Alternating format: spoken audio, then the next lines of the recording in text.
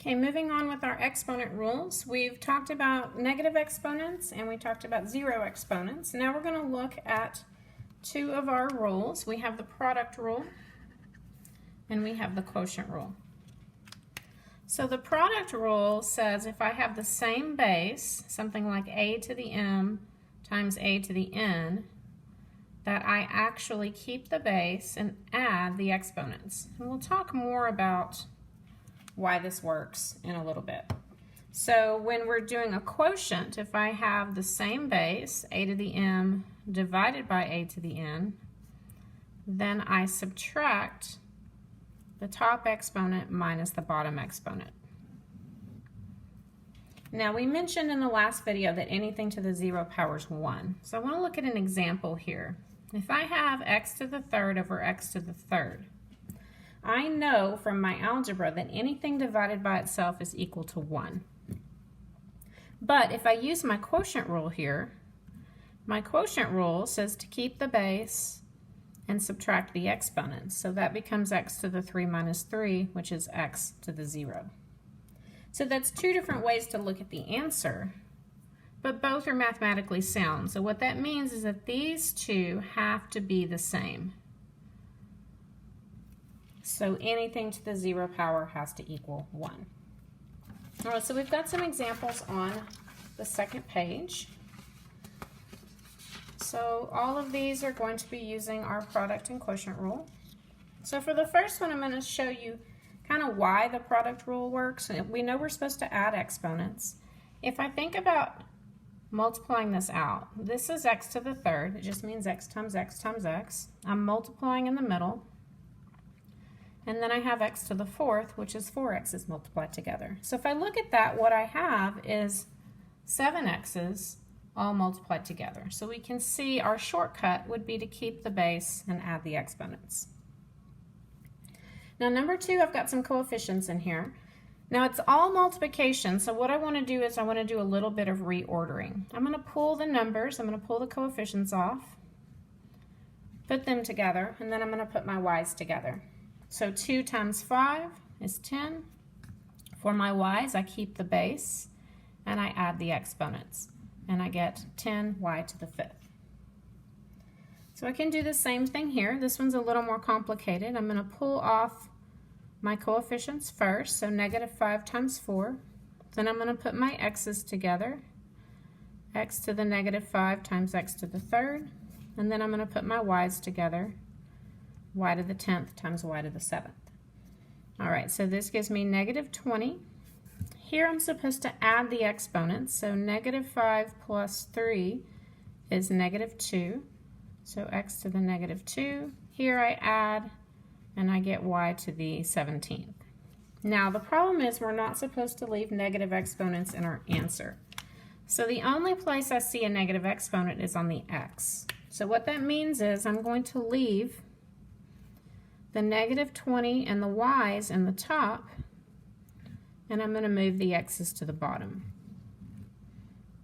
Okay, so we only want to move the one with the negative exponent. Now a lot of people want to move the negative 20. They say if I put it on the bottom, it'll become a positive 20.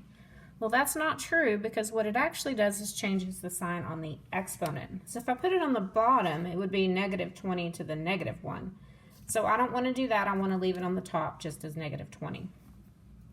All right, so here's another one. If you want to kind of skip this middle step, you can. You can think 8 times 4 is 32, and then I'm supposed to add the exponents, but I just get 0 plus 4, which just gives me x to the 4th. Okay, so let's take a look at this one. If I multiply my coefficients together, that's negative 18. If I add negative 5 plus 3, we just did that over here. That's a to the negative 2. So this is really similar to number 3. I want to move the negative exponent. This negative is not on an exponent, it's on a constant. So this is actually 18 to the 1st. So I want to leave the negative 18 on the top, and I want to move the a's to the bottom where it becomes a to the positive 2. All right, so all those were power rule. Let's look at quotient rule. Quotient rule says I should keep the base and do top exponent minus bottom exponent. Okay, so that would give me y to the third. I'm going to write it down here.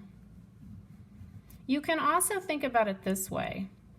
If I expand this out, I have 5 y's multiplied on the top, 2 on the bottom. If I cancel common factors, it's easy to see I have 3 left, so that gives me y to the third. So if I do the same with number 7, if I follow the exponent rule, it's always top exponent minus bottom.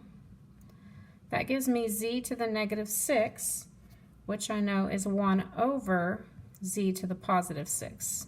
So can't leave those negative exponents. Now if I think about it as canceling, if I have 4 z's on top and 10 on bottom, when I cancel the 4 z's, the 6 that are left over are going to be on the bottom. So it makes sense that when we get to our final answer, those z's should be on the bottom. Alright, so let's look at number 8. Fractions like this, I tend to kind of split these. And even if you don't write it, this should be kind of how you're splitting it in your head. So 24 divided by 6 is 4. X to the 4th over x to the 4th, you can think of that as 1, or you can think of it as x to the 0, but x to the 0 is also 1. So you get 4 times 1, which is just 4. You can also think of it as the x to the 4ths canceled in the very beginning, and you were just left with 24 divided by 6, which is 4. Alright, so let's try this one. We have 20 over 4 times x to the negative 12 over x to the 8th. So 20 divided by 4 is 5. Now if I do my quotient rule, it's the top exponent minus the bottom exponent. So negative 12 minus 8 gives me negative 20. So remember, I don't want to move the 5. I want to leave it on the top, but I'm going to move the x's down to the bottom. All right, so here's our last one for quotient rule. I've got negative 18 over 2. I've got m to the 10th over m to the 7th, and n squared over n. So negative 18 over 2 is negative 9. If I subtract my exponents here, I get m to the 3rd. If I subtract my exponents here, 2 minus 1, I get n to the 1st. I have no negative exponents, so I get to stop right there.